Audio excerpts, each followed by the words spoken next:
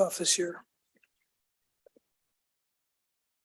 I pledge allegiance to the flag of the United States of America and to the republic for which it stands, one nation, under God, indivisible, with liberty and justice for all. Naomi, roll call, please.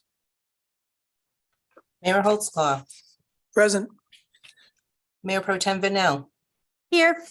Councilmember Cavallari, Here. Councilmember Steckler, Here. Councilmember Allison, Here. Councilmember Duque, Here. Councilmember Paddock. Present. Okay, we'll move to audience communication. Would anyone like to address the council beginning in 2023? I see no one in chambers that wants to. Anyone online? I see a shake of heads. I have another opportunity at the end of the meeting, so that we'll roll right into the presentations. I'll turn it over to Chief White for a swearing in.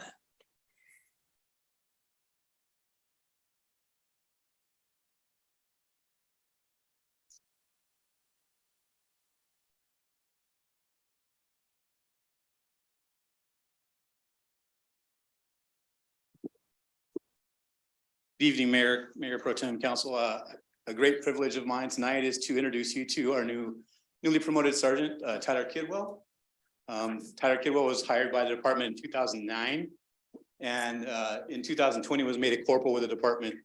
And in 2022, he actually was selected as an acting sergeant for the department and did that for the entire year. And just recently here in December, we had a promotional exam. Sergeant Kidwell did a great job. Finishing at number 2 on the list, but we're very excited to have him join us as a new sergeant with the department, and I'd ask him to please step forward.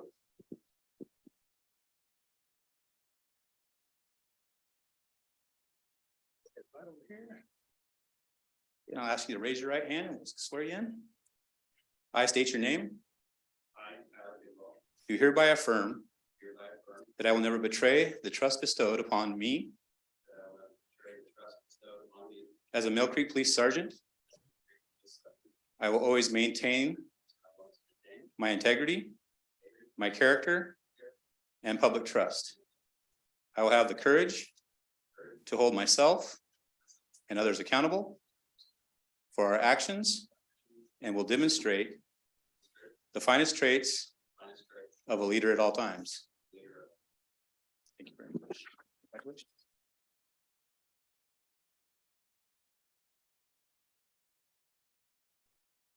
Council, Sergeant Kidwell is joined here by his family tonight, and at this time I'd ask his wife Julie and maybe their daughters to come forward and pin his sergeant's badge. Aww.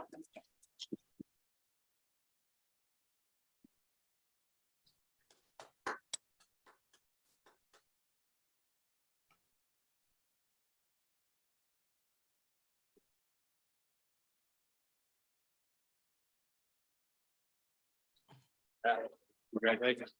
And thank you to the family for showing up tonight. Katie, do you want Appreciate to, that as well. Are we doing the picture? Joe, do you want to? We are going to ask for a picture just not of the family, but we'll also have council come down and join you also. Okay, Do you want to do one? there we go. Yes. We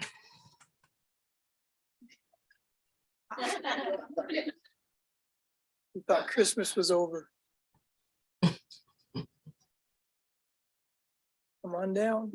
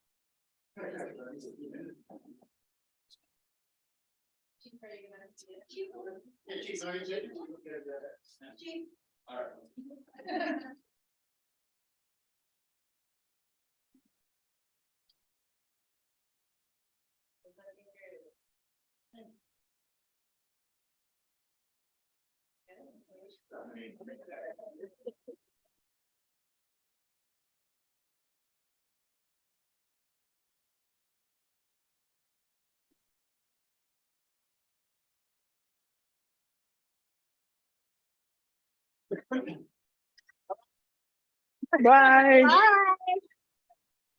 right, thank you. you. And nice way to start off the year. Okay, Jody, let's talk about the Festival of Trees. All right, we're excited. We're excited that it happened. We're excited that it was a success and that we're done now. So it was a lot more work than I think any one of us really thought it was going to be, but definitely worth it. So I want to invite Heidi Butts up to do this with me from Mill Creek Town Center Association. Heidi and Mill Creek Town Center Association were our sponsor this year. And honestly, we had a lot of fun together and it was a really good group. We had a tremendous time. So I wanted to say that, let's see, can we go to the next slide, Naomi? Maybe.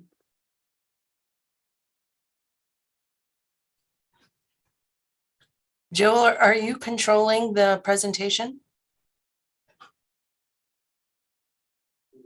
Oh, Maybe. oh, thank you, Joe. Oh, yeah, if you could. Oh, use I'm so the sorry. Oh, I promo. can't. Okay, very good. Thank you. Are you clicking? All right. Sorry about that. I know Naomi's doing like 5 things, so. Oh, this is so fancy. Okay, so for the prizes, we wanted to show you what we had, but we also wanted to have Heidi talk to you a little bit about some of the things because we didn't know everything that was going to be in the basket. And the Town Center Association or the Town Center really came out and just did a great job. So the prize packages are great. Our grand prize is going to Lynn Stevens of Mill Creek.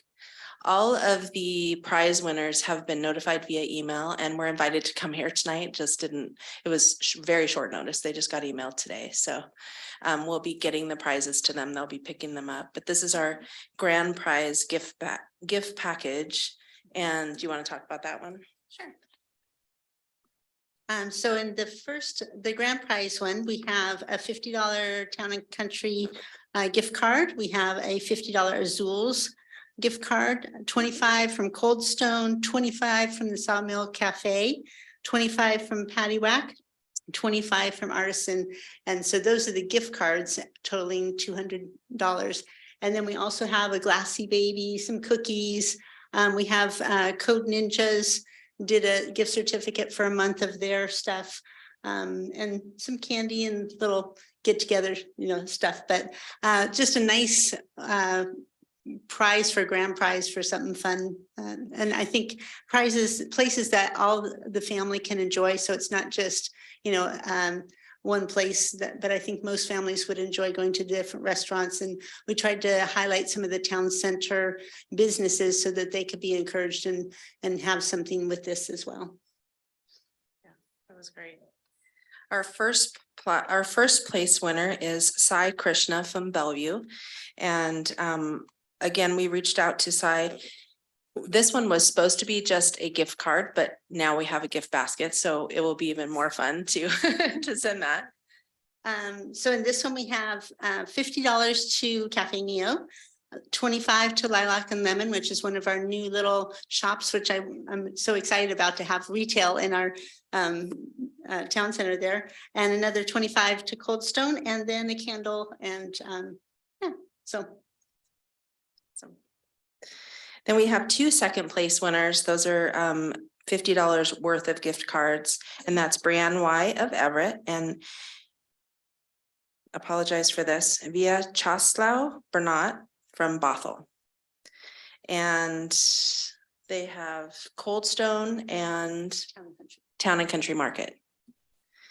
And then our 3rd place winners, we had 4 $25 gift cards to Christine Valen of Bothell, Hisato Yamamori of Bellevue, Connie Oakes of Everett, and Peter Adams of Mill Creek. So we were super excited that, and those gift cards were. We have one from Blazing Onion, one from Town Center. I'm sorry, the Town and Country, one from Brooklyn Brothers, and one from China City. Nice. Good showing from our Town Center merchants. We had 50 people in total from Mill Creek, Everett, Snohomish, Linwood, and Bellevue take our critter hunt. So we were really excited. This is our first time out, and some folks got involved. We had a huge thanks to our merchants, and we listed all of the merchants on our website. There we go. But we had 25 merchants who allowed us to cover their windows with the Festival of Trees snowy scenes, and it was really fun. Finally, I just wanted to say thank you to not only Town Center Association and Heidi, but our amazing volunteers. We spent hundreds of hours on this project. So Mill Creek Town Center Association, Kiwanis Key Club members, Mill Creek's Art and Beautification Board and Youth Advisory Board all had folks involved, and we had multiple installations and days where we had folks even taking stuff home to work on the project. So it was really fun. And it was really neat. One of the great things was oftentimes we were doing this in the evening. So folks would be like closing up, and owners of the shops and workers would come out and, you know, just see all of that volunteerism happening on the streets. It's freezing cold and raining. It went a long way. There were a lot of smiles. People were walking by thanking us for doing it. It was really cool. So we're happy that we could do it. And thank you for all of your support and getting the word out there to everybody about it. And hopefully we'll make some changes, but do it again next year. So, and I didn't want to name names specifically, but we have one very special person back here who did so much. So thank you. Thank you. All right. Thank you so much. Thank you. Good job. Thank you. Should we maybe take a picture with Heidi in one of the baskets to? I took one up here, but that's a great idea. Honestly. To post? I'm all for taking pictures. That would be nice because we can put that. I need to get my camera. And someone else can.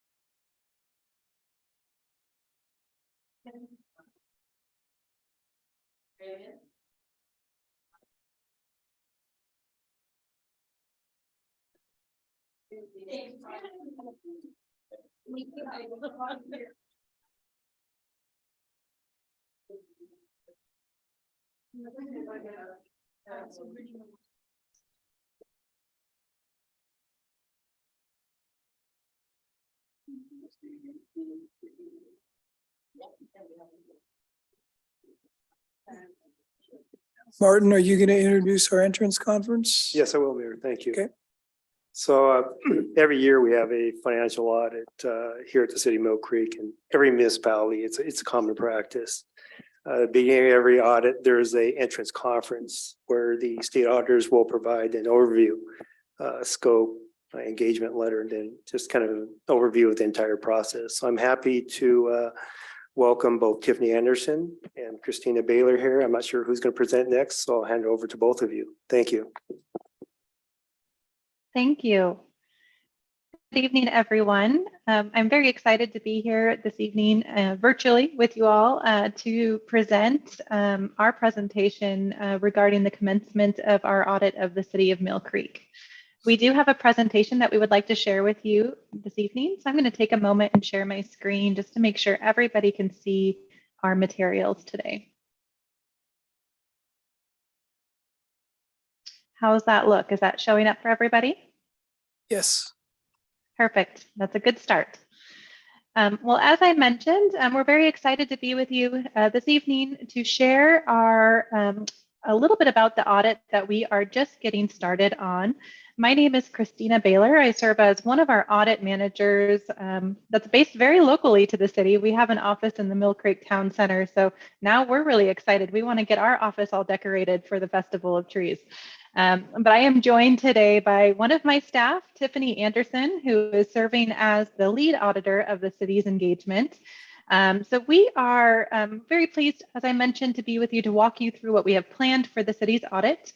Before I jump in too much further, I did want to mention that accompanying tonight's presentation, we did provide a packet of information. I believe that has been disseminated out to everybody in attendance.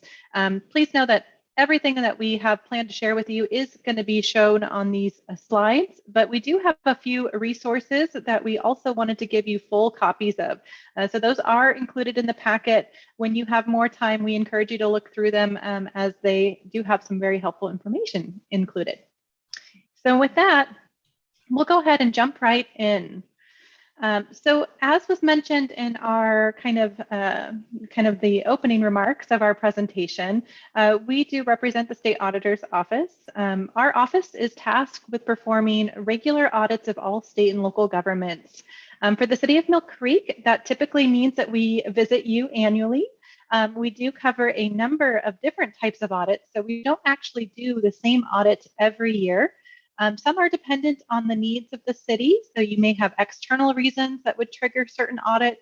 And then some are just routine audits that we do like to make sure that we perform for all of our governments.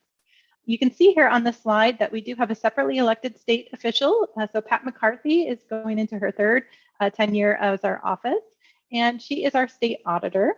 You can also see here that we do about 2,700 audits every fiscal year. So that does keep us quite busy. We do try to visit all of our local governments throughout the year, but there is a lot of governments out there. So it does take quite a bit of effort to get through all of those audits on a regular basis. On the slide here, we also show a little bit about the different types of audits that we do perform across the state. Those shown in gray tonight are items that we perform but are not applicable for our current engagement. They range from accountability audits, which is our largest bucket on the screen. This is the audit type we actually perform the most of across the state. Accountability audits really focus on the city's use of taxpayer funds, whether it's being used appropriately, whether disbursements are made in accordance with city policies, represent valid purchases, whether assets are tracked and safeguarded. But for this year, we are actually not performing an accountability audit. We did work with the city to move this to next year. One of the things that occurred as a result of the pandemic this year was we saw a very significant increase of federal funds statewide. That really triggered a lot of additional audit work this year. And to create a capacity for that, we did work with some of our governments that have a very strong history of internal controls to see about moving that audit to a one-time 2-year period. So we will conduct an accountability audit for the city this following year. But this year, we're going to be focusing on a financial statement audit. Tiffany's going to be talking a little bit about this audit in more detail, so we'll save that for the next slide. But just finishing up this slide, you'll also see that other audit types we perform range from federal grant audits, performance audits, cybersecurity audits, which are a new audit type that I believe we have performed for the city in the past, but this is an emerging area of risk for all of our governments that we are trying to get to more throughout the state. And we also will perform, when applicable, fraud investigations. That would be any time that the city suspects a loss of public funds that might have occurred, we can come in and assist with that review. And then also citizen hotline reviews can also be applicable in certain years if your citizens have concerns that they request that we look at. So as I mentioned, there's lots of audits that could be applicable, but for the year that we are getting ready to evaluate, just the financial statement scope will be applicable. So I will turn it over to Tiffany and she'll talk a little bit more about what that audit will look like. Tiffany? Thank you, Christina. Our financial statement audit will cover the period of January 1st, 2021 through December 31st, 2021. As previously mentioned, the objective of a financial statement audit is to issue an opinion as to whether the financial statements presented for audit are fairly stated and materially corrected. It is important to note that our audits are conducted in accordance with government auditing standards. Those standards require that we take a look at the city's internal control process to prepare the financial statements. Should we become aware of any issues with your process that could or did allow misstatements to occur, we are required to alert you to this matter during our audit. Lastly, we will also remain alert to any identified instances of non-compliance that could impact the information presented in the financial statements and will bring this to your attention if identified. At the end of our engagement, we will issue a financial statement audit report to the city in accordance with regulatory basis of accounting. This report will detail the opinion being issued, the results of our consideration of the city's internal controls and compliance, as well as a full set of the audited financial statements. An important part of our office and the work we do is the open, transparent, and continuous communication between our audit staff and yours. There are a number of ways that we strive to stay connected throughout the audit process. One of our most important tools for keeping you up to date are weekly status update meetings. As the name suggests, this is a recurring meeting with the audit liaison to provide the city with an overview of the audit. It's a great opportunity to discuss what has been completed, what is still in process and not yet started, and discuss any questions or concerns as they arise. We are also committed to ensuring you have the opportunity to hear directly from us on the results of your audit. We will work with management to schedule an exit conference meeting and invite all governing body members to attend. At the conclusion of our audit, we will publish a report showing the results of our audit, including the areas examined. Throughout the course of our audit, we may find recommendations that are necessary to bring to your attention. Our office has 3 primary levels of audit recommendations that are used to convey the significance of the audit issues identified. First, audit findings constitute the most significant level of audit recommendation that can be issued. Audit findings are the only level of reporting included in their entirety in our audit report. In addition, if a finding is issued, the city will be given the opportunity to provide a response to the finding that will also be published in our report. This is important to help readers not only understand the issue found, but also any information the city wishes to share on how the issue itself or its planned course of correction going forward. In addition, please note that certain external standards may require audit issues to be reported as audit findings. These standards are commonly encountered in the financial and federal audit engagements. Management letters are audit recommendations less significant than an audit finding, but still important enough to bring to the attention of the governing body and management in a formal letter. While management letters are not published in their entirety in our audit reports, they are referenced and still constitute a public document. In addition, it is important to address management letters as if they go unresolved, they could be elevated in reporting level to an audit finding in future engagements. Lastly, we have an exit item, which constitutes our lowest level of written recommendations. Exit items are very normal in the audit process and are often likened to housekeeping items, as they often address best practice items or minor non-compliance matters. We will provide a full list of exit items identified to management for their consideration at the end of our engagement.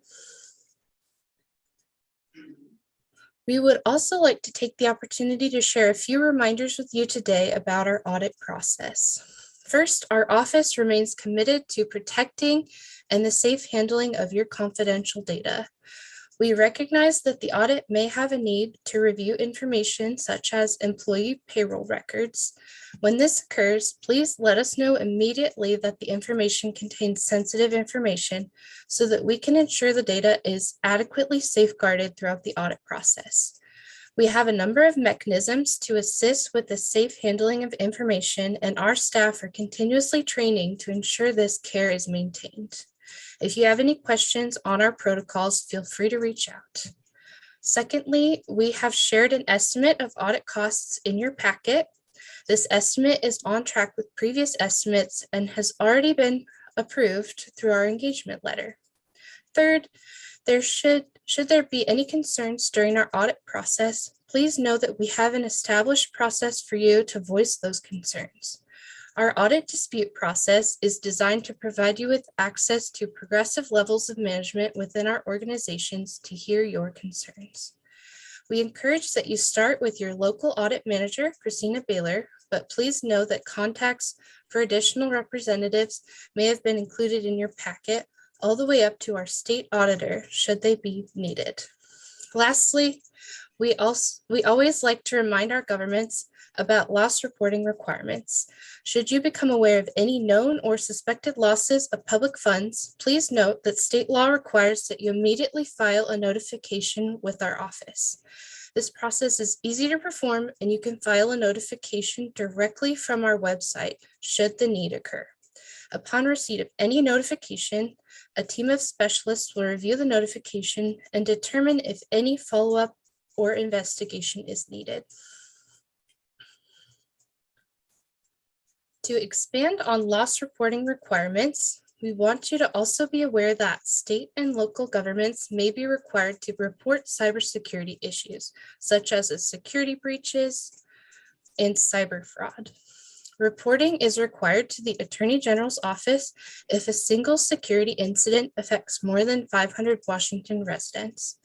Reporting to our office may also be necessary if the event involves financial records or finances, regardless of the number of affected parties or whether you experienced a financial loss. State and local government employees should alert us to suspected fraud, and notifications can be made to our website as previously discussed. To learn more about SAO reporting requirements for cybersecurity issues, please visit our website. One question we receive quite often is, who audits the state auditors?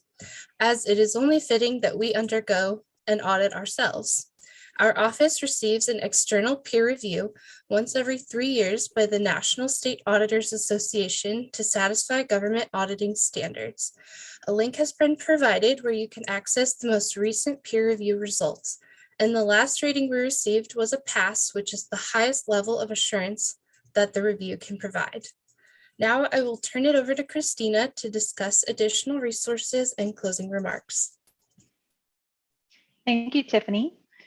The Entrance Conference gives us a unique opportunity to share some resources that can be available to the city throughout the year, even when you're not having an audit occur.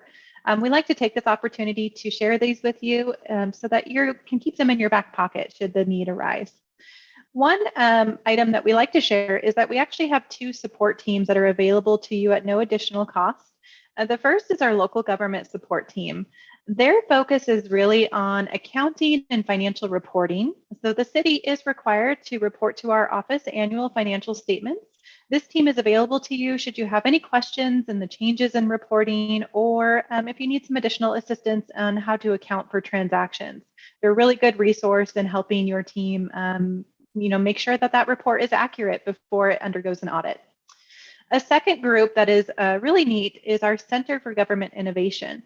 This team really focuses on bridging the gap between receiving audit results and making improvements to your own processes. Oh, excuse me, a little tongue-tied. This center, they do a number of things. A couple of things that we'd like to highlight for you is some training opportunities that are available. So they are available to come on site and work directly with your staff on a number of different topics. Some of the things that they've done recently are lean training. So if there's a particular process at the city that you would like to make more efficient, they can help walk your staff through that process to identify areas where it can be improved. Another thing that they have done recently is management trainings. So if you're looking to create cohesion amongst your management group, this is a new area that they can help lead that discussion and come up with some really good tips on creating just a very stronger and tighter management group. One other area that they do that's really neat as well is they are behind the makers of the financial intelligence tool, which is currently on our website. This is a free tool that even the public can access, where you can take a look at the financial health of any government that you have interest in. The city does report annually information to our office about your finances, and that information can help us assess the financial health of your city. This tool allows you to very quickly look at the city's information that you've submitted. It applies it to very normal industry standard financial ratios that can give you kind of a starting point to assess whether or not there's a concern. So some of those ratios include, does the city have enough cash on hand to cover your average expenditures? How does the city's debt load look like? Or a new ratio that we've included is capital asset aging. So there's a couple of things that can be really good tools or benchmarks to take a look at periodically and see if there's anything that the city would like to focus on or dig deeper in. One other thing is you can use the tool to give you some comparisons to similar size cities. We have specifically made it so that it gives you information about the average cities that you select, and so it's not a comparison of one-to-one. I think people want to find information about how they're doing, but they don't always want to share it out. So it's good to have it kind of be an average. If you haven't had a chance to look at that, we do encourage you to take a look at that tool. A couple other things the center is in charge of is putting out resources that you can access for free on our website at any time. We have an ever-growing library of resources that the city can access and download and share with staff that might have an interest in these. On the slide in front of you, we've included some of the more recent resources that we've put out, but please know there's a pretty long list. So there's a lot of different topics that we've covered. The newer resources include guidance on payroll, how to improve that process, buying and bidding, which is procurement. That is a very hot topic with our governments. Navigating procurement policies can be quite challenging with the state laws out there. This guide makes it very easy to navigate. Plus, it focuses on some exceptions to procurement, which can also be very tricky. And then on the right of the slide here, we do have an ever-growing resource library for cybersecurity items too. As I mentioned, that's an up and growing area. So this is a good resource library to share with your staff on things to keep in mind as they keep the city's finances safe and they don't expose your systems to any additional risks. In addition, besides our resource library, we do put out a quarterly newsletter that we'd like to make sure you're aware of. The newsletter is a really great tool to stay in the know of any issues that are affecting local governments or anything that we are seeing across the state that we'd like to bring to your attention. You can sign up on our website. Our most recent newsletter came out in this past September. It covered a lot of topics that were also presented at the Washington Finance Officers Association conference. But in each guide, we do try to include a message from our state auditor, any emerging fraud risks that are happening out there, any new resources that our center is putting out, and any training opportunities. So it's a really, really good guide to stay in the know of. And then lastly, one brand new resource that is available to you as members of the council is a new guide that we have put out specifically for elected officials and appointed boards. This guide really targets things to keep in mind as an elected official when you're overseeing the city's operations. There are a couple topics included in this: types of employee fraud to be on the lookout for, any red flags that could come to your attention as an elected, and how to prevent and detect fraud in the government sector. This guide is also included in your packet, and it's a really good read if you haven't seen it before. So we encourage you to take a look at that. All right, well, we've shared quite a lot of resources with you tonight. We'd like to wrap up our presentation and see if there's any questions that we can answer for you. Thank you, Christine and Tiffany. Any questions? Councilmember Steckler. My question, I believe probably Tiffany could best answer this, but with my business experience, involvement with audits, we also had something called a management letter. And the goal of every audit was to not get a management letter. Management letters were only used if there were some significant concerns. In other words, you just wanted to have an audit come out with findings. But if you had an audit come out with findings and a management letter, you had bad news. It sounds to me, though, and how you explained it, a management letter is just a standard component of communication from you and does not carry that same type of weight. Is that correct? Yeah, Tiffany, I'll answer this one for you. So It can be difficult to compare terms between different audits, but within SAO, a management letter does reference the significance of an audit recommendation. So when we report something as a management letter in our office, it is something to give attention to. It is more significant than a housekeeping or best practice item. It's something that we want to bring to the attention of management and the council because we are worried that if it doesn't get corrected, it could grow to a bigger issue. Not significant at that moment. It's not a finding at that moment, but it's something to definitely bring to your attention as council members and keep an eye on. So it sounds like the same as what I was, in other audits, the same thing. A management letter is something to avoid. If you can get by without that, that's Yes. good. Yes. Fantastic audit. My second question was, I really like this guide that you have for elected officials. Should we go online and request that ourselves, or is that something best to have maybe our city request for the elected officials? I don't know if other people feel the same way. If not, I assume there's a way I could just order it myself. Yeah, it's already included in your packet that accompanies tonight's presentation. So we'll be sending out another copy of that if you haven't already received that. But it is directly located on our website. You can access that at any time, and we'd be happy to send a link with our email following tonight's presentation. Great. I'd like to get that if you would send that. Thank you. Yes. Mhm. What's the anticipated timeline? Tiffany, I'll let you answer that since you're hard at work. Absolutely. I definitely see it being finished at least in the next couple months or so. We're very on track with our audits, and things are progressing very well. So hopefully sooner rather than later. Thank you. Any final questions? Councilmember Paddock? So I think you had mentioned there were a couple of additional services that are available. If I read the materials correctly, they are included in the audit fee, the building a lean culture, the financial management best practices. They are actually not included in the audit fee, excuse me. They are covered with the initiative dollars. So that is something that the voters approved, I believe, back in 2005. And so it is covered by our funding from the initiative. It is not something that is separately charged to the city. So it's offered at no additional cost. And is that something, maybe this might be a question for Martin, that something that the city has taken advantage of in the past? Does anyone know? Sounds like that could be some valuable materials. Not to my knowledge. No, not recently. Okay.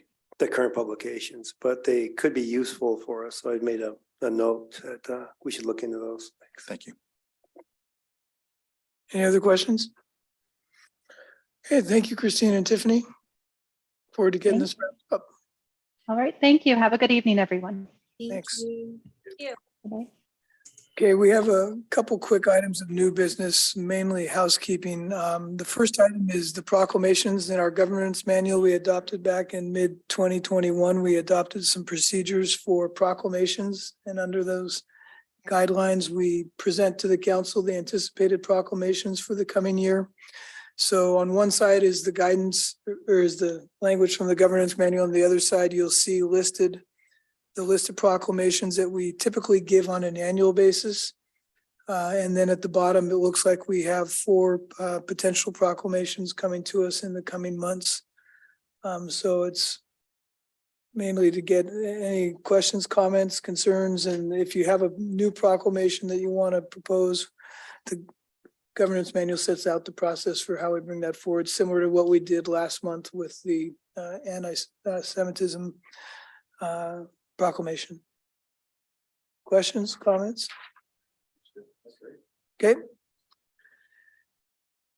And on to item B, the other item of housekeeping. This is always fun. It's the annual assignment of committees and liaison positions. So let's just walk through the list. We have some, I think when we last did this, we had one person here now that was not here that we need to give some assignments to, and there may be some people that are double booked. So let's just walk through this really quick. The A and B board liaison. Council members. Okay. Park and Rec board, Vince. Same, like to stay on it. The left board, Are we doing the alternates or? well, we haven't, have we done alternates with the Parks Board and A and B Board in the past? Okay, then let's do an alternate. Who would like, let's go back to the A and B Board. Who would like to be an alternate to Councilmember Steckler?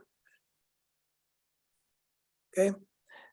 Naomi, I trust you're taking notes as Councilmember Allison that said she would like to be the alternate on the A and B Board. Thank you. And then for the Park and Rec Board, any volunteers? Melissa. Melissa? Okay. Did you get that, Naomi? Melissa? Thank you. Got that. The left board, Councilmember Steckler and Allison. I'm fine sorry? with that. You want to stick with it? Okay. I think we decided that we, and Grant, correct me if I'm wrong, that we don't really need and shouldn't have liaisons to the Planning Commission and Design Review Board because those are technically quasi judicial bodies. That doesn't mean that you can't go to a meeting and attend one and listen, but we just don't have a formal liaison or representative on those boards. It's totally up to the council. You are correct, Mayor, that those are both of them involve at times quasi judicial matters. Certainly some cities have liaisons. The key there is if there are liaisons that they don't engage in the work of the committee, of the commission, but instead just serve a communication function between the council and the commission as to what their workload is and what they're working on. Any thoughts, comments? Councilmember Cavalieri? Thanks, Mayor. Given what Grant just said, perhaps we should just put it out there if there's a council member that or two that might like to sit on it. I mean, might be a better way of going about it. Not sit on it, attend. They're not Attend. part of Well, the commission. You know what I mean?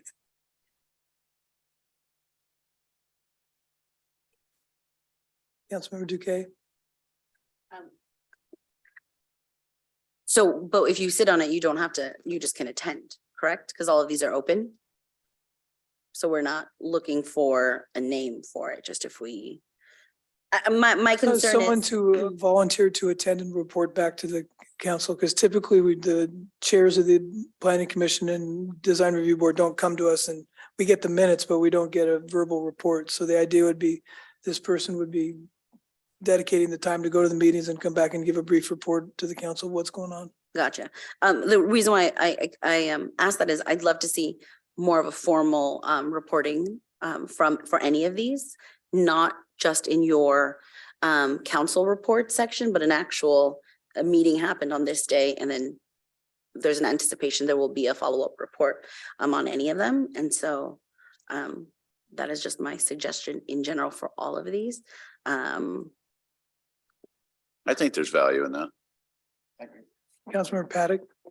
I agree to what Councilmember Duque had mentioned, and I'd be very interested in being the council liaison for the planning commission. Any objection? Thus shall it be. Happy to do design review board if no one else is interested to attend those ones. Planning commission is a conflict for me. Any objection?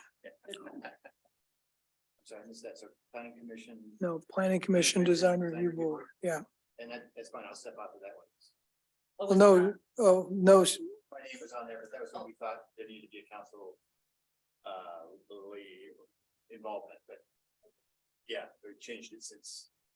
are you fine with Councilmember Duque stepping in? Councilman K would be great. Would you like to be her backup? I'll be her backup. Okay. I'll be her number 2, her deputy. Grant, I've got a question on the Civil Service Commission. I don't know that we need to answer tonight, but when I went back and looked at our code on the Civil Service Commission, it seems to say at one place, the city manager appoints the 3 members, and in another place, it identifies the council as the appointing authority. So if they are appointed by the city manager, I guess the question is, should we even have a council representative? Service Commission? There should not be any council liaison to that commission because they have a described set of duties and under our our code, the city manager does make those appointments. Okay, so we can take this off the list going forward. Correct. Okay. Youth Advisory Board, Mayor Pro Tem. Mayor, I think we should probably, at least for now, take that one back off because there for a while I was doing it. We had a group that was very interested in government. And so I would end up meeting and going to some of their meetings to talk with them. But for the past year, we haven't had that. So I don't know that we necessarily need to keep a liaison for the Youth Advisory Board this year. And I guess for the longest time, it was like, we weren't sure if they fell under Parks and Rec or because they, I guess, report to Jody for the most part. But I see them every month at the Parks and Rec Board meetings. So, I mean, if you want to team up on it, Steph, I mean, we can maybe do something like that. I'd be okay with that. I think there's value in it. I think we kind of got ahead of it by assigning a new role.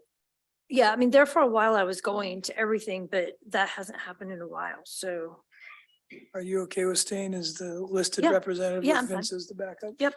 Okay. The Alliance for Housing Affordability, this was always a challenging one, just schedule wise. It always precedes the Snohomish County Tomorrow meeting, but because of the timing, I can attend the latter, but not the earlier one. And I think Mayor Pro Tem had the similar scheduling challenges, so I don't know if this is one we want to have a staff representative or if we need to have a council representative or if someone's able to do it. Alliance for Housing Affordability. the meetings are usually either on a Wednesday or a Thursday from 4:30 to 6, and it's quarterly and it kind of changes depending, it's not necessarily set in stone. Not set in stone. No, it's not like it's a certain, That's why it's over. yes. Mike, does staff attend this one regularly? Tom Rogers did. I don't think we're paying Clay to do that, so we've not gone for a while. I don't know, those who've been, and I've never participated in one of those, is this typically staff oriented kind of meeting, or is this a elected kind of meeting or a mixture? I really don't know. Thank you, Mike. It's both, and every time I've been on there has been someone, like maybe sometimes Justin, there has been somebody on there every time from the city, every time I'm on. That's good then. I didn't know if they were filling in with Tom's Yeah. retirement. Thank you. Yeah. I think since they're not physically going somewhere, it's a little bit easier to do. So I think I am encouraging them to participate when they can. So is that one that we can agree we don't need to identify? We'll leave it as staff represented. I think staff is happy to go to those meetings and notify you when things happen that are of interest. I think it makes sense to stay connected to that group. I don't know if it's the kind of discussion where electeds want to argue about a particular strategy or process or things that staff can't hang with the other cities, to put it mildly. I think that usually happens at the meeting that follows with SCT. SCT, yeah. So this kind of ends up being advisory to SCT in a way, or yeah. Well, and Mayor, I'm fine staying on here as the person. I just wanted to give somebody else the opportunity since sometimes it is hard for me to get there. Or maybe we since should it's- just put 2 names on, right? Because of that. Yeah, can we do it? conflict. Yeah, can we do an alternate? Will they let us do one? Who wants or can be an alternate? Yeah, we can do that. I can volunteer, but my name's already on a couple of other things that could wind up being Well, I think on the next one, your name may be coming off, so. okay. Okay, so we good with, we'll stick with Stephanie and then Connie as alternate. YRA 8 is the usual bottom of the hill. So this one traditionally goes to our newest member. What flows downhill? Sounds like a lovely group. It's not a bad, it's The not Water a bad. Resource Inventory Group. So it's a Department of Ecology group. The state's broken into water resource areas. And so it's reporting on all issues environmental through the Department of Ecology. So I don't know, Connie, what time are those meetings? Are an odd time? It's on, but they're like once a month or once every quarterly? I mean, I think they're scheduled once a month and sometimes they get canceled. Are they still virtual? Yes. Can you make that work with your schedule? I'm the down the hill guy. The fact that they're virtual now makes a I huge think it's a difference. pretty informative group. I mean, they're really into the scope of what they're doing, but as Councilmember Allison said, they have these at the most inopportune times, and the location when they do meet in person is tricky at best.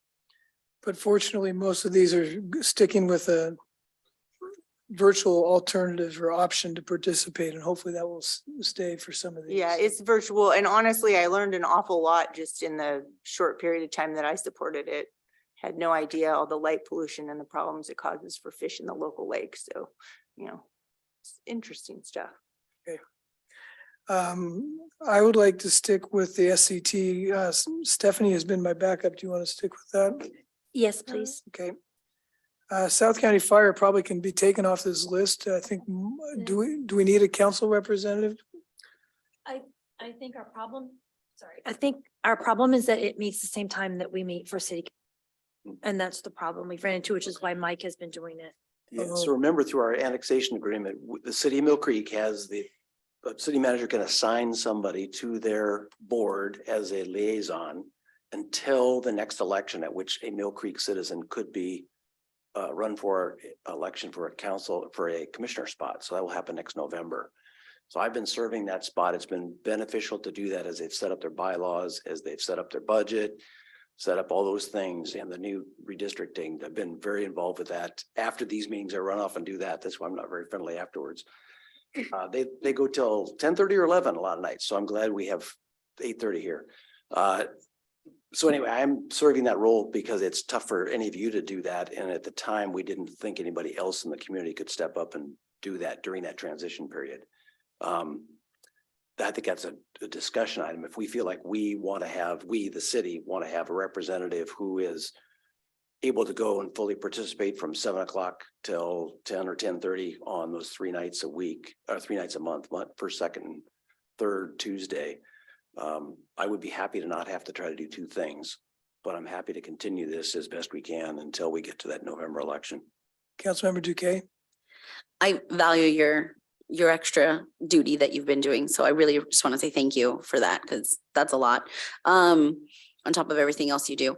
I find that there's some value if we can try to at least publicize or open it up, because if there's an election this year for that position, and so you're having people apply to represent Mill Creek who may not have any experience or knowledge about kind of the inner working. So at least if we're promoting it and there's people who are interested, they can either maybe attend with you. There's like a little bit of like on the job training that might happen in an ideal world. And anytime we can open up the opportunity for transparency for these types of elected positions, I think is very important. So I would absolutely encourage that we do some kind of promotion that there's this opportunity, and with the knowledge that there'll have to be an election, and there is going to be an election this year that was determined with the I remember that was the weird redistricting, part. They made sure that at least part of Mill Creek, it's not all of Mill Creek, at least part of Mill Creek is covered by district, I think it's 4. And so with the redistricting, there is an opportunity for somebody to live some part of Mill Creek. But that's just District 4, because at one point we thought there might be 2 that would be in 2. Yeah, we're in 3 different districts. At one point, they got it down to 2, but one of those is not up for election until a couple of years from now. And then the at-large positions are not up for election this cycle. Those are all Gotcha. 6-year positions. So there's some politics to this, I guess. I think I agree with what you're saying about having other people learn about what's going on and have an Yes. opportunity to serve. Yeah. I think you want to be cautious about appointing somebody who might have a inside track sort of thing. So that, Right. but how we do it, I like this idea of getting people engaged, and their meetings are virtual or hybrid. And so somebody could start getting engaged and think about that. Like we've had a lot of you sat in the audience and Mhm. learned about what it is to be a council member. So maybe that's it.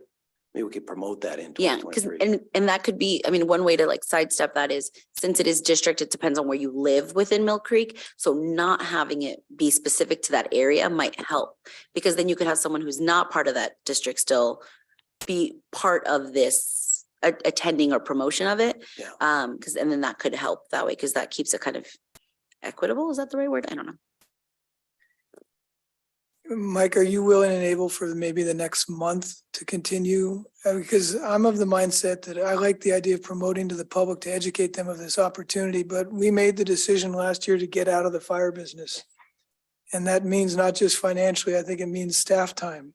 And so this really is in the hands of the voters. So it seems to me we should be promoting this to the voters to let them know that this is their body now. They have the opportunity to potentially run in November to be on the commission, but I'm not sure what our duty is anymore to report of what's going on with the fire district. So, I mean, are you proposing like asking for a letter of interest from folks to? No, it's just because we can't, I don't think we want to be in a position of promoting candidates. It's just making sure we educate the public that it's now district representation and that they may be eligible to run for the fire district board. Councilmember Duque. There's the open house that's happening this month. I just forgot the date off the top of my head, but there could be something there, some type of paperwork that reminds people that's there, or I always think of booths, but there could be just a table there that kind of just says, don't forget, this is how, and maybe even having a representative from the fire, just, you know, just something along there that's people who are coming to that event are already potentially interested and engaged with this whole process. So that's one way. And I absolutely want to agree 100% with Mayor Holtzclaw about not having staff continue to take this on, because you're right, we're out of this business. And so having Mike continue to attend, I could see us it's just not fair. Councilmember Paddock. I'd be interested in Director Todd's feedback on getting out within a month or potentially longer or shorter period of time, just based on what you've learned. Yeah, I think it's been beneficial getting through the budgeting cycle. I put on my ex-council member hat and fought in some cases for not taking their entire bank capacity because that was floating for a while. So I don't get to vote, but I think I had some influence to say it was not a good year for taking bank capacity. So I think there's been some benefit to have citizens have a voice, and I tried to put on the Mill Creek hat to do that. That being said, that's kind of past. And I think that if we look, I think maybe I should look at forward their work plan and see what significant things they might have in front of them. Maybe I could report back to you on the kinds of items that would be of interest to the city, so we don't get lost in the shuffle. I don't think we're going to get lost in the shuffle. They're pretty happy they've got us involved. They've said our station 76, their station now, is kind of elemental to their whole thing, but they are redoing the way they deploy their resources. Right now, we're sitting really good, but maybe somebody wants to keep watching that. The other thing that's going on is the Briar annexation is likely to happen. They've gone to the pre-annexation step, the same thing we did. They're on the ballot. I think they've gone. They're coming up in April, I think. Yeah, so they're gonna be doing that same thing. So I think we as a partner city may want to help them city to city. Here's what we learned in the process, but I don't think that takes being on the commission to help them in that fashion. Why don't you let Stephanie and I work with Martin and staff just to take a look at the work plan and see what we might want to be paying attention to in the coming months. And we can report back on that. I think Councilmember Duque makes a good point. So next Tuesday, the 10th, they are going to come making a presentation to us, and I think it's the 12th, is their open house something or other. We probably should have Jody and Scott just jump all over that. And this is an opportunity for you to learn about your fire district, and there's going to be an opportunity in the fall to run for election. Maybe start the rumor mill about that. Okay, Councilmember Cavalier. Thanks, Mayor. Yeah, I happen to agree with everybody. If it's not Director Todd, I think it's probably appropriate, especially in the beginning stages of this kind of merger or marriage, whatever we're going to call it. But just to have the insight and the inside baseball, just like what Director Todd just talked about a moment ago about the budgeting cycle. He was able to, put up a battle on the city's behalf. So I think there's tremendous value in that. So if it's not Director Todd, I wouldn't choose to just abandon it till the end of the year, to the election cycle. I would personally like to see some sort of representative of the city, at least from a reporting aspect, at the very least, in my opinion. Okay, we'll take a look at the work plan and report back. The health board is one short term. I think Mayor Pro Tem will stick on that because there's only a meeting or two left. Yes, I was appointed for the 2-year term, but since it's merged in, it's pretty much done, but I'm on the executive board, and so we have, we may or may not be called up to take care of some loose ends. And I had a last minute meeting last week to take care of some loose ends. So that's kind of where that stays. So I need to kind of stay there. So, because I'm on the executive board, and it really is at this point just to handle anything that may come up that they have forgotten, or the loose ends that need to be handled in order to switch it over to the county. So. And just as an FYI, the county made that announcement today to all the employees that the merger or consolidation is complete as of today. Perfect. The chamber, I don't think we need this going forward. I think we've all attended probably one event, and so we probably all get their emails, and we're encouraged to participate as our schedule allows. There's a lot of lunches. Councilmember Duque? I didn't know if this was the right time. Is it, if it's, Is it Friday? Has it been Friday mornings? I always thought it was at noon. it varies. That's why I say we can take, yeah. Oh, I we know, can- but like their So the third, the third Tuesday of the month is their luncheon. Right. Yeah. Every Friday is their networking. Right. Mm. And so I think it's the luncheon. I would like to recommend that council make a point of having somebody go, because we haven't had council members on a regular basis. Yeah. Which part? The luncheons or the? The luncheons. I had a question on that too. So can we just, we don't have to schedule somebody. We can all go whenever we want. We can have 2 or 3 council members. We can all go, but we should want you through me and let me know if you're planning to attend more than at least a week in advance, so that if we deem necessary, we can notice a potential quorum if for some reason 4 people want to attend the meeting. I think our city attorney would be happy if we did that. So we would inform you, one of the council members wants to go to, I'm gonna plan to go to the council. Yeah, just let me know, so that if I hear from 4 of you, then I can discuss with the city attorney and city manager and clerk whether we need to notice a potential quorum. Grant? Yeah, thank you, Mayor. That would be helpful if the city clerk was notified of how many were coming, and if there's 4, then a notice can go out that you will all be attending, but you will not be conducting city business. Right. And just a point of clarification, the networking session is 9:30 on Wednesdays. Okay. They used to be Friday. Yeah, They may have moved. during COVID, I think it was on Fridays. Okay, the mayor and mayor pro tem meetings, we can probably take this off. I mean, as you know, the mayors, we have monthly meetings with the county executive, and then there's a separate group that Mayor Naring from our Marysville organizes. And then they started this past year a mayor pro tem regular meeting, but we're on top of those. I don't know. There's no assignment for those. Snow County 911. Vince, are you continuing with that? So my 2-year term is up as of December 31. So Do we need to reappoint? I don't know. Yeah, you would appoint and they would win a subsequent election on that to fill the alternate seat. So I would pass the hat if somebody would want to try it out. It's actually and there's a lot going on.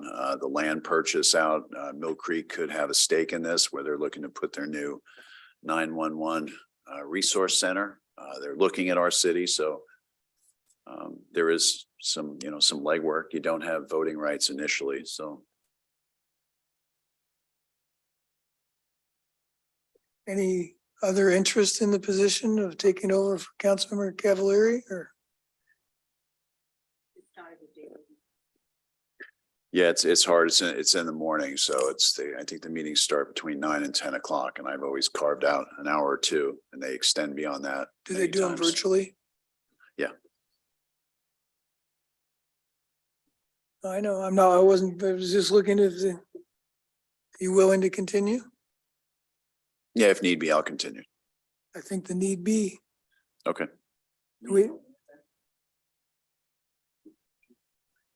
I think I am an alternate, right? So I mean, that's the position that you're filling. So do we need to take an action? Martin, do you know, do we need to formally appoint a representative to the 911 board? Yeah, I'm not sure, Mayor. I don't recall. I can figure that out though. Okay, so we'll pencil in Councilmember Cavalieri, and if we need to take action, we can do that next week. Okay. One thing I Uh, want to mention, Mayor, too, going back on the planning commission, did you have an alternate for that or We did not. you didn't need one then, is that correct? Or did you want one? I don't know that, I think we're okay. Okay. Finance Committee is meeting regularly. I assume the three that were appointed last year want to continue doing that. Okay, and then I don't remember who we had on the Legislative Committee besides Mayor Pro Tem. Is that Connie? Yep, Councilmember Allison and Councilmember Steckler. And you guys want to Yes. continue? Okay, Is it possible to maybe stop doing those sessions that we find? as long as we swap people out and there's only three of you. Finance or legislative? I'll do finance for 100. I got more experience in finance than legislative, so that's thinking, yeah, we know just how to start reading. Yeah, so, yeah. Did you get that, Naomi? So the Legislative Committee is going to be Mayor Pro Tem, Councilmember Allison, and Councilmember Paddock. Okay, and Councilmember Steckler is no longer. I'm sorry, I was having trouble hearing because we're not using the microphone. I'd like to remind you all to use the microphone. You need an extra word there.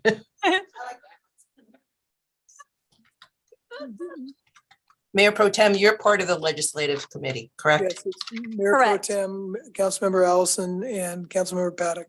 Okay, and for the Finance Committee, it's State- Mayor, No change. no change. Very good. Thank you. Okay. Well, we don't have to deal with this for another year. Thank you. Okay, that brings us to the consent agenda, very light tonight, the city council. Weren't in the notification that was sent out, weren't there some that might need some re-ups? County Transit Board, Puget Sound? Oh, those were, well, like the There were a list county, of 4 of them. those are ones that you have to be, through that body you get elected for. I think there was some that Mike had been on originally because he had some positions through Puget Sound Regional or through the SEC or, and then you have to actually go and be voted on by that body to get. We didn't That select role- those representatives. They decided to run to be on those boards and those boards appointed them. Got it. got it. Yes, and I am still running for both my Puget Sound Region Council positions again. Councilmember Duque? So I had, my first question has to do with those types of councils committees, or those are, how do we, I don't say how do we learn about that? Obviously, we can ask each other if there's committees, but is there anywhere else that, is it more of just you hear something and then you know that there might be something that we should run for? It would make, is it something that the mayor and the mayor pro tem are looking out for when there's these types of committees or boards that they're thinking about, we should have Mill Creek representation? And then can share that with the rest of the council members? Or should council members be like, what do you think is the best? What flows best for you? Yeah, I don't know. Mike, go ahead. So the SCC group, Snohomish County Cities, used to be met monthly for dinner meetings. That kind of all died during COVID. I think they've restarted, but that SCC group is where you go and network with folks and get known. And then you say, I would like to be on the PSRC Growth Management Board, and you get elected to represent all the cities from Snohomish County. So it's hanging out at Snohomish County Cities group is how you get known and get elected to a lot of those things. Which has been reinvigorated. They met in September. We met again in December, and that was my report for tonight. We got the announcement today that they're meeting again in January and doing the annual elections Yeah. for all those representatives. So that might be the first and best place to get involved in those groups is by putting your name in the hat to be, and you can nominate yourself for any of those positions within Snohomish County Cities, and we'll vote on those, I believe, at the meeting on the 19th. And that's one of those things where anybody can go, but if you're gonna have more than 4 people go, you ought to let somebody Yeah. know you can notice it, but Montlake Terrace was notorious for having 6 or 7 people at those meetings. Now it's in many Edmonds. cities. Pardon? Now it's Edmonds. Edmonds is doing it, yeah. So show up and network with your friends, because that really is a way to learn what those cities are doing, but also get known and make sure Edmonds doesn't get all the spots, or Schmuckelty or whoever. Yeah, and if you're planning to run for something, let us know so that we can all try to get as many. I'm planning to attend, and now I was gonna say my report, let Naomi know if you plan to attend on the 19th, so she can register all of us at once, and then we don't have to deal with reimbursement. The city can just pay directly.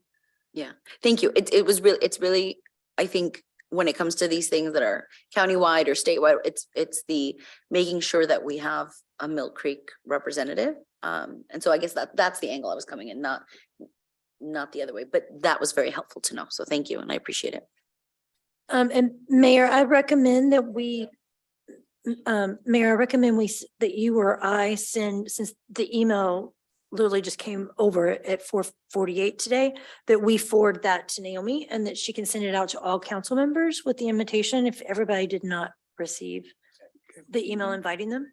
Grant, did you have a question or comment, or is your hand still up from before? Just making I'll sure. take that down. I did not have a comment. I'm sorry, Mayor. Yeah, they used to rotate the SCC dinners, but they've stopped doing that, which is good and bad. I like it the way it got around, but it's very convenient. It's at Terracotta Red on Hewitt, a couple blocks east of the arena up there. It's good food. They have a good banquet facility upstairs, and it's good location, pretty convenient. So I encourage you to go if you can. Mayor? Yeah. Councilmember Paddock and I have a request. We would, sorry to do this, but we'd like to switch. He would like to sit on the finance committee. Okay. And Naomi, Councilmember Paddock will go take my spot on on finance, and I will take his spot on the legislative, okay? We won't Okay, ask- very good. Thank you. we won't ask what this costs, Councilmember Paddock.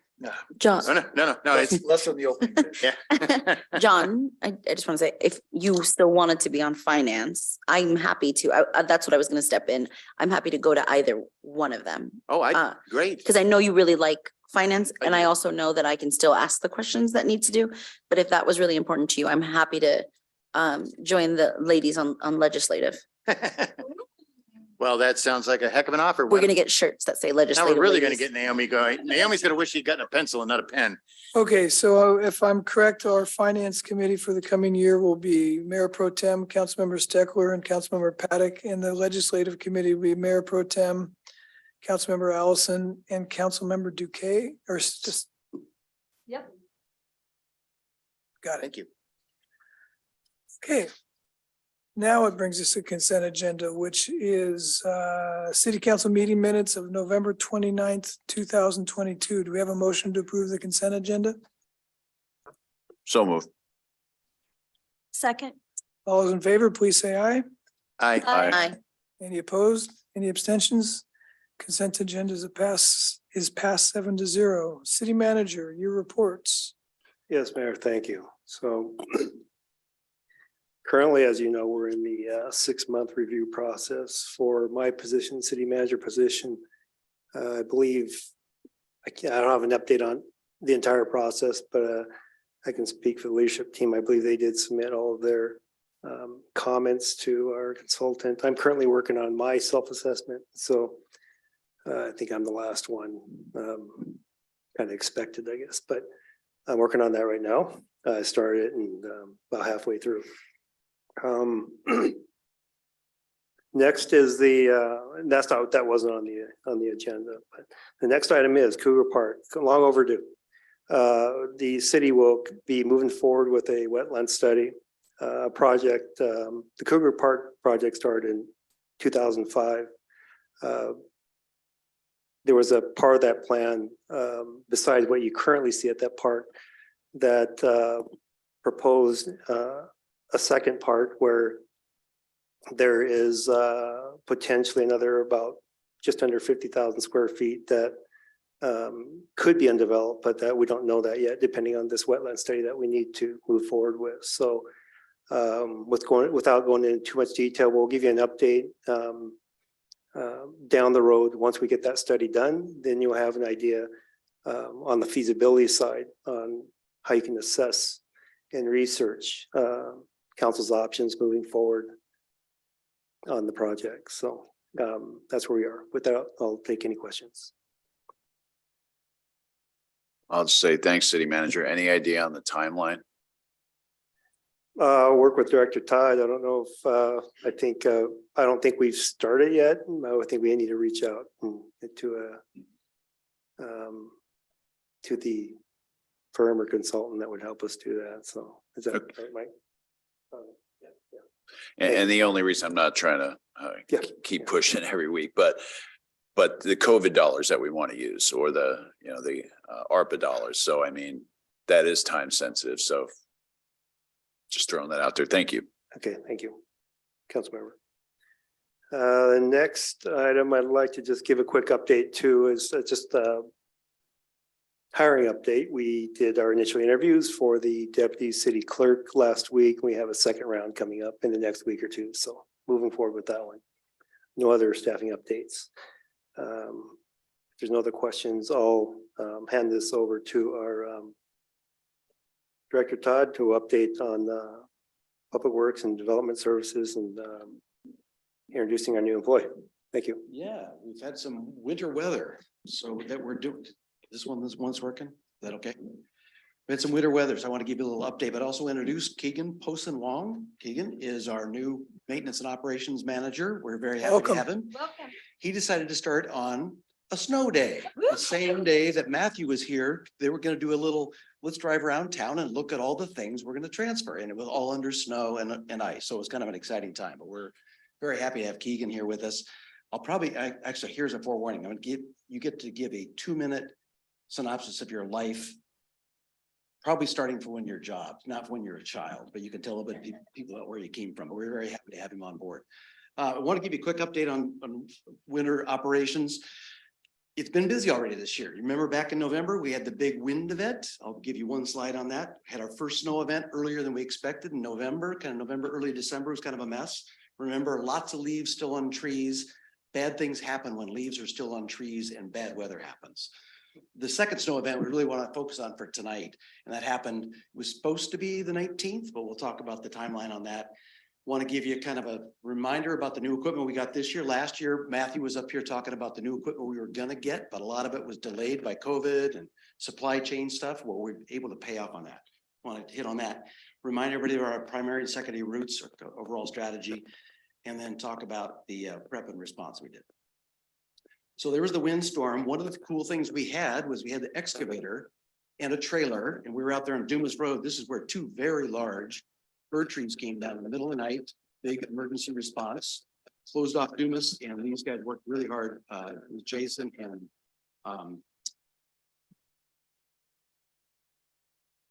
Jason and Robert were out there all night working on this. And in the meantime, Josh and other people were out with about 8 other trees, but it was a huge deal. And having that excavator be able to cut it in big sections and then pick them up and put them on the trailer instead of take it piece by piece was incredible. So that was a good use of the new equipment. Busy night. When we started, it was 1 tree, and then it was 2, and then it was 3, and then it was the next day was a couple more as people woke up and said, oh, by the way, a tree fell down in my neighborhood. So a lot of wind. Next event we had was our first snowstorm.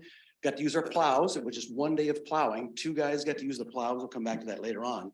But really what happened was, again, look at all the leaves on the trees and all the snow, and it just busted up a lot of street trees. And so this is up on Main Street up there by the reserve. A lot of things came down that shouldn't have come down. So that kind of gave the crew a lot of cleanup to do, still with bad weather in place. New equipment, you've seen these pictures before, but there's PW14 with the beauty shot in the plow. We don't have the beauty shot of PW5. It's not quite as beautiful. We didn't get a picture before we took it back apart again, but those plows are very similar in those 2 vehicles. And the guys are really enjoying having 2 vehicles with plows. When you're going down the highway doing the tandem plowing, they said, this is so slick compared to what we've done before. So they really enjoyed that new equipment. On the back end of PW14, there's a new sander. We've found out some things about that, but it's been very handy to have that sander. It has a conveyor in there and then a spreader on the back. The other new equipment, I think last year, Matthew showed pictures of building those bunkers for the sand and salt, but then over the summer, they put those tent structures over there. They're not perfect. The rain still kind of comes down, but it's been a big help to do that. And there's the excavator there. You remember last year when we rented a front loader for a couple of months to be able to load the sand and salt into the spreader.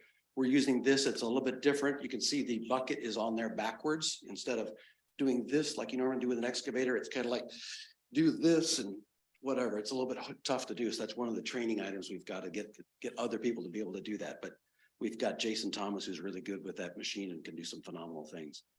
You may not have seen this. This is up on the Dobson property. This is one of the things that a public works yard would use. And so when this turns into a park, we'll be looking for a place for these kinds of equipment.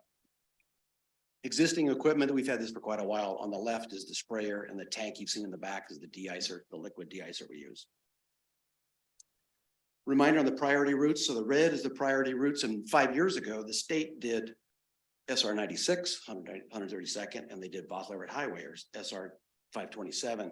Somewhere 3 or 4 years ago, they quit doing that. So that became a tough thing for us. We used contractors, KLB used graders. We used Edgemont Excavating last year to help us with that. And then 35th and Seattle Hill Road are also those routes. The county can help with Seattle Hill Road, that part that's in the red. They actually offered to help us this year, but we already had it done by the time they offered. So we're going to reestablish that relationship as a backup because they're coming through town anyway. But we're very pleased that we were able to handle the primary routes pretty well. And the secondary routes are in the greens. That's what they do after they get the primary ones done. We got a lot of crew got a lot of compliments on getting those done pretty quickly by being on top of it. People call and ask about neighborhoods, and reminders we don't do neighborhoods. Some people come from other places and wish we didn't do neighborhoods, but cul-de-sacs and driveways and just the number of lane miles mean we just really can't do those. But we do de-ice and salt sand on limited steep areas. So there's like the entrance into Cottonwood is steep getting in. The entrance coming down out of Fairway is steep, and so we don't want cars sliding into the intersection. So we do those kinds of things with either de-icing ahead of time or sanding and salting afterwards.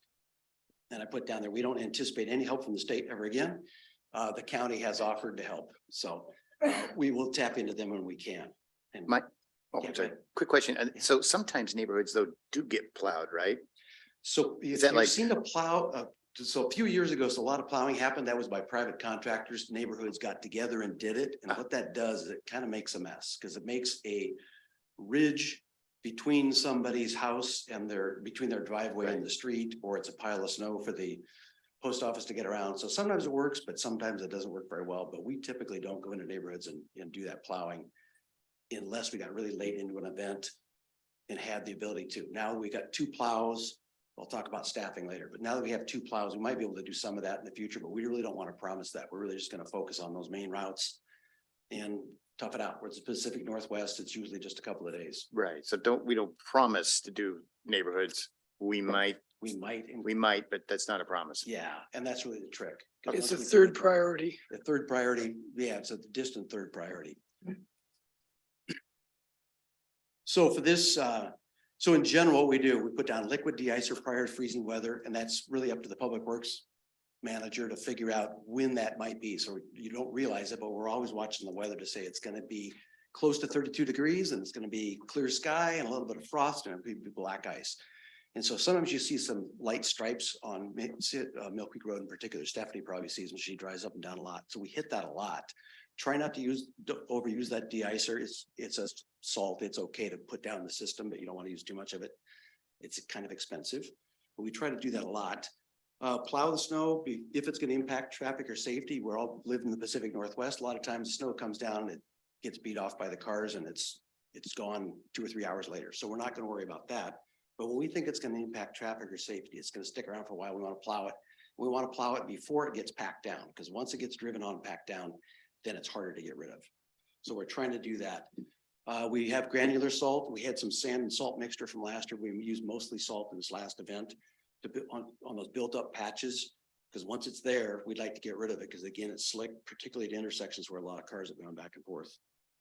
And then we kind of depend on the weather to melt the build up and pile from plowing. There's still some few plows. There's still a few piles around town. Just a couple of days ago, there was a pile in front of Seattle Hill North that we'd made for ourselves by plowing that parking lot. And that stuff will stick around for a long time. So we just hope for warm weather. And Keegan reminded me that if there's an emergency response, then we're going to go out and deal with it. So that's maybe where you also have sometimes seen things not into the neighborhoods too far, but if the police call, that's some of the calls that Keegan received last week and the week before, and I've received them before too, is like, hey, we got a problem here. Would you go and put some salt down? Would you go here and plow that spot? So that's the other thing these guys are trying to do besides get the main routes is deal with issues. So this event, we knew that it was forecast for the 19th. Monday was gonna snow. It's gonna be a bunch of snow. So we were getting ready on Friday, the 16th. There were 3 guys on crew that day. So they went out, prepped the equipment, got everything loaded up on PW14, moved the excavator up to Dobbs and Remillard, loaded up some salt, did a little training on how to do the backwards thing to load it up, and thought we were all good. Well, Saturday, looking a little bit bad. And I thought, okay, we got some time. We normally have a guy half day on Saturdays. So that one guy on his 4-hour shift put out some de-icer. It was a little rainy, so maybe I wasted some de-icer, but we thought, let's get down what we can. And then Sunday, it was not what was supposed to happen late afternoon. You may remember it started to snow. So I called Jason Thomas. He's looking like Steven says, what do you mean snow? There's no snow or no snow. Well, it started snowing. So those guys came in, Jason and Ryan Olson came in at 8 p.m. and plowed until 3:30 or 3 o'clock that morning to get us started. Next day, so Monday, starting to move to, oh, this is going to be a bigger deal, starting to move towards a split crew. Well, we only had one guy come in on regular shift on Monday morning. He did his 8 hours and the other guy was off on what we call our long weeks. They were staging themselves to be on Saturday. So we only had one guy on shift during the day on the bulk of Monday. The guys that had just been up all night came back in and put in 5 hours in the middle of the day from 11 to 4. And so now what do we do with these guys? We'll send them home because we need them. So then Tuesday rolls around and we had one guy come in from 1 to 9 in the morning. That kind of got that covered. Another guy did a 12-hour day for the day shift. And there's those same 2 guys who started off on Sunday now went from 3 in the morning to 1:30 in the afternoon. And then ended up coming back again that night at 10 p.m. to 7 a.m. the next morning. So you can see that with the split shift, we're only having 4 guys because one guy was on vacation. It gets really tough to do this. By Wednesday, we finally got to 7 and 7. There's 7 to 7, 2 shifts, so 2 guys on day, 2 guys on night.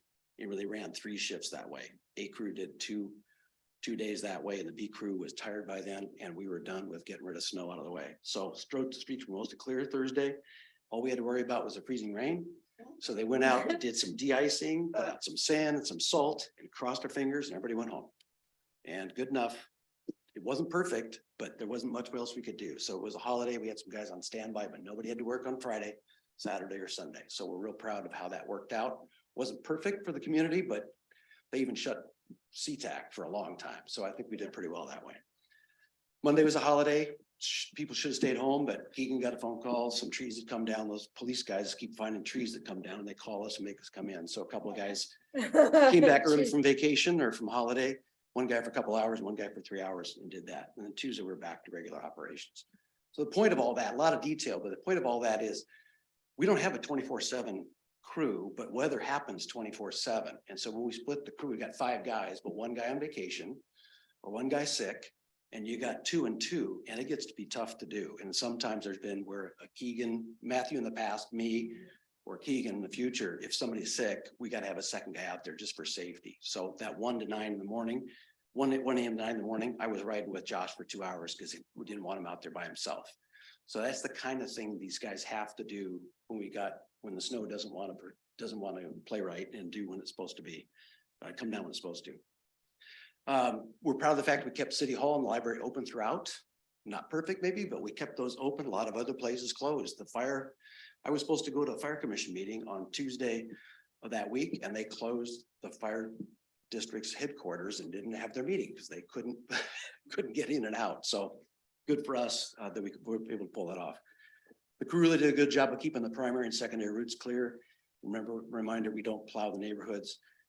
We found out that you can wear out the edges, but you also can break one. And so we were lucky that Matthew was here and Matthew knows how to weld. And so Keegan, I don't know how you guys broke it. I'm not going to ask you, but they were out driving around and came back and said, a little time for some welding.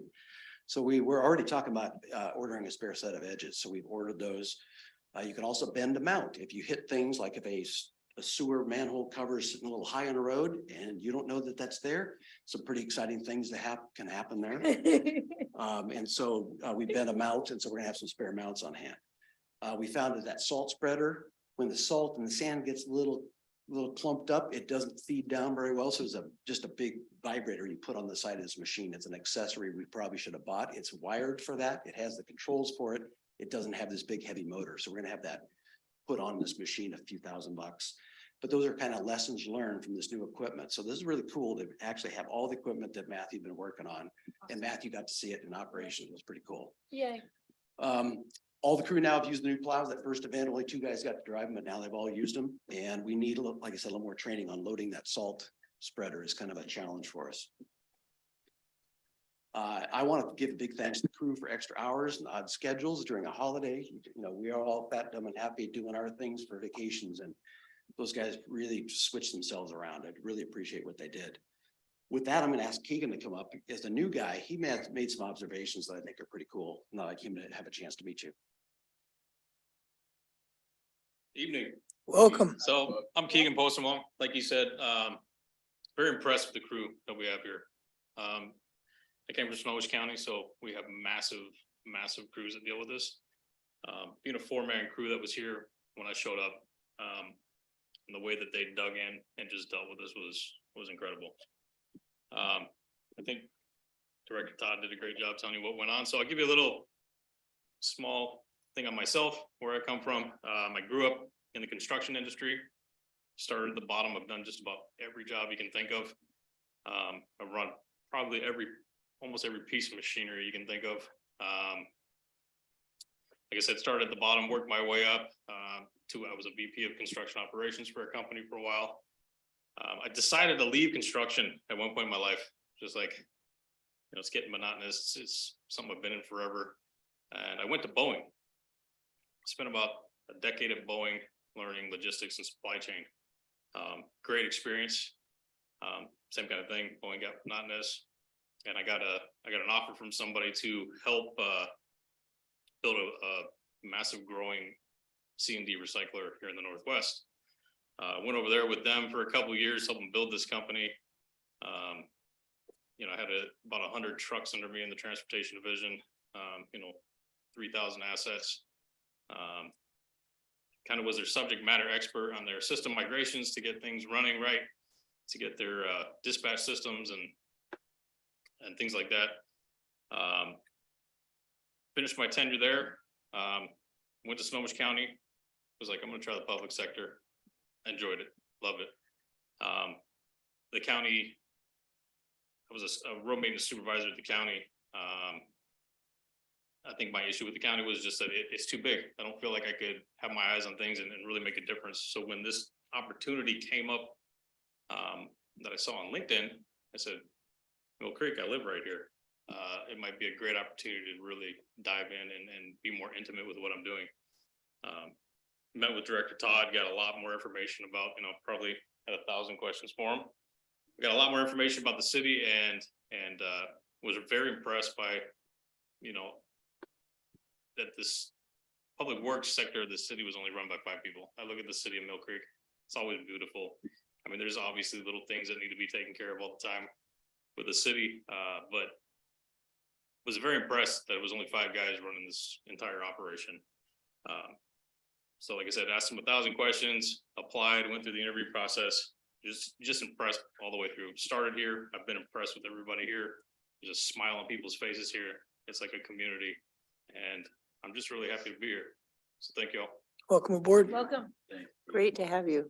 Didn't say something, so we're listening to the state auditor talk about their lean, which we don't do much around here, but that's one of the things that working at Boeing, you can't not know about process improvement. And so that was one of the things that stood out in his resume. And so we're listening to that.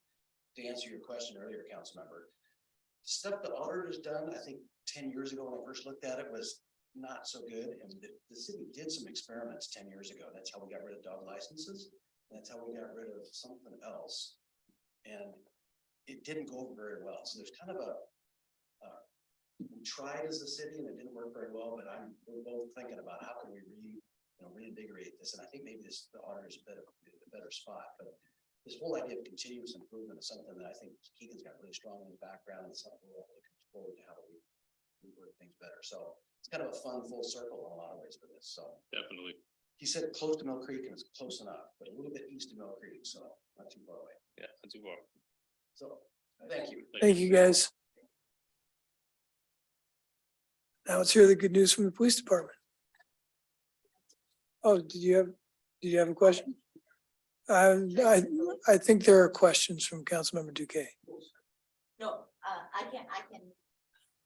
I do have questions, but I can follow up individually with you if no one else has Okay. any questions about it, if that's okay. That's fine. Chief White. All right, good evening again, council. Just a couple of reports for you tonight. First of all, the city of Everett puts on an event called Shop with a Cop every December. Excuse me, I have a little congestion still. A great event hosted by not only the city of Everett, but their Police Officers Association and run by a sergeant by the name of Sergeant Edmonds there in the city of Everett, who actually did an amazing job this year putting this event together. Had over 40 officers from the Everett Police Department, myself, Detective White, Chief Templeman. Just a great event. Everybody donating their time to spend with community over at the Walmart located at Airport and Highway 99. And so this event, Shop with a Cop, is an event where we take individuals from the community that may not have as much as others do during the holiday seasons. And working with Walmart, the Police Officers Association in Everett, as well as the Everett Police Department, and Mill Creek, our foundation, gathered funds to provide each of these neighbors of ours, our community members, $75 gift cards for each child that they had in their family, to then go out into the store at Walmart with an officer and select gifts for Christmas. It was a great event. Very touching, a lot of fun. Here's a picture of us getting started. This is just even before we started shopping with everyone. Santa asked to sit down and take pictures. The kids were able to take a picture with Santa Claus. We had pizza there, some refreshments as far as beverages and some cookies. Every kid there was given a stocking to be hung from the chimney. It was just a lot of fun. This is one of the families that Detective White was able to shop with that night. This is a family from the Ukraine, which is here now in America. Very little. They came to America with very little. And so this was a great event. This family left with a lot for Christmas. And it's amazing how far $75 can go at Walmart and actually get these families a lot of joy. This is one of the young ladies that I was able to shop with. Really interesting. Her father and her were there. Were able to buy gifts for her brother and her sister and herself with that $75 gift card. And of course, one of the very first things that she's going out there and looking for is gifts for her siblings rather than herself. So it was really kind of neat to see. It wasn't just the officers. A lot of the officers' wives got involved. They were wrapping gifts for the kids. How this would work is we would go out into the store. We would select items for purchase with the kids. We would take them to register.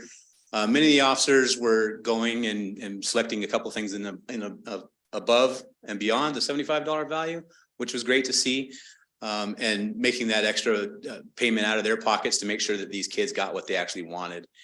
And then we would take those gifts back to the area where they had met with Santa Claus, and a lot of the wives and spouses, significant others, they were there actually helping with the wrapping of these gifts so they could then take them home and put them under the tree. It was a lot of fun. So that's it. Shop with a Cop was a great experience. I will do it again next year and in years to follow. So if there's any questions on Shop with a Cop, I'm happy to answer those now. Councilmember Duque. I follow the Everett Police Department's Facebook page and saw all the beautiful photos. And I just kept thinking, wow, I really wish, I wonder if Mill Creek does something like that. I'll have to talk to Chief White because I didn't see you. I didn't recognize any of the faces. So it's just when I saw the agenda come up, when I saw that presentation before our council meeting, I was so excited to hear that you guys had participated because it's such a wonderful event. And so I thank you for taking the time to do so, and for all the police officers who could and those who couldn't because they had to do, their normal job, but they would have been there and that were there in spirit. It's really great. Thank you. Next year, we're hoping to have a lot more attendance. As you know, we hope to have a lot more staffing available next December. So we'll be there in force. Second, I have a short report on that hiring process. As you know, today was the day we started 2 new employees with the city. Jill Bassett comes to us from the Seattle Police Department. She was an officer there, but she has filled the role. She's retired from commissioned law enforcement work, and she has now gone into the record side of law enforcement work. So we're very anxious to get her up and running. Very excited for her career with the Mill Creek Police Department. After 20 years with Seattle PD, and she was a dispatcher with Snow 911 Snowcom before then. So she brings a lot of law enforcement experience to the table, and we're excited to have her with us. I'm hoping that she will be able to come and join us at a council meeting in the future, along with our new police officer that started, Costandinos Cooper, goes by Costa. He is a 24-year-old, just graduated from Bellevue College with an associate's degree in criminology or in criminal justice. So he's also from Edmonds. And so we're excited to have him join us as well. He is a former collegiate baseball player, so athlete as well. And we'll let them come up and do some bios, but we're happy to have them with us. And that leaves us with just the one vacancy in the police department. That's it. Any questions? Good job. Any questions? Question. Councilmember Steckler.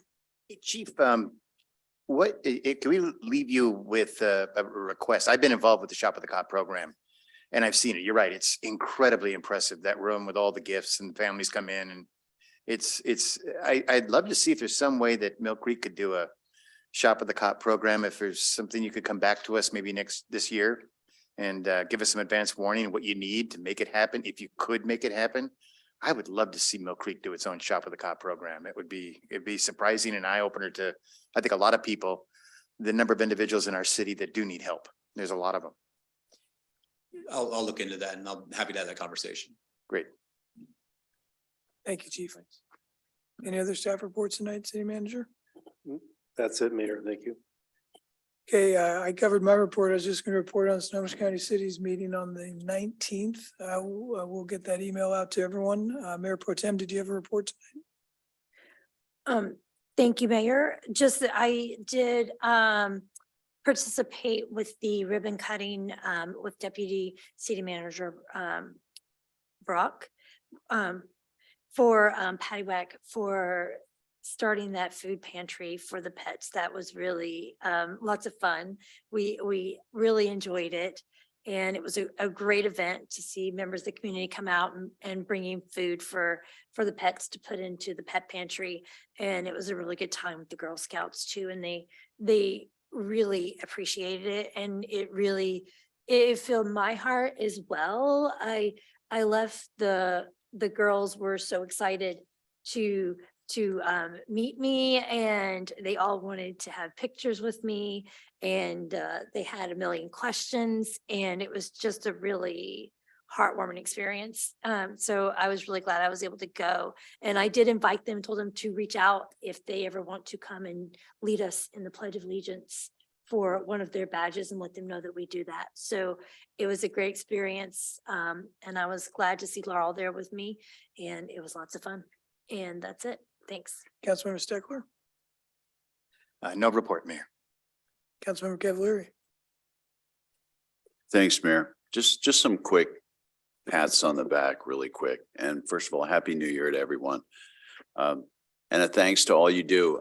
In tonight's meeting, when Jody presented her Festival of the Trees and Public Works Director Todd just presented, the recent storm and a new employee and the police chief, we promoted another officer to sergeant. And so those are really tremendous things. Those are really community oriented things, and it really warms the heart. And what the newest employee just said about us is that we do so much more with less, and we really do, because we're a community, and I'm just so thankful to be a part of it. I'm thankful for all of you, and you all do a tremendous job, and I wish you all a Happy New Year.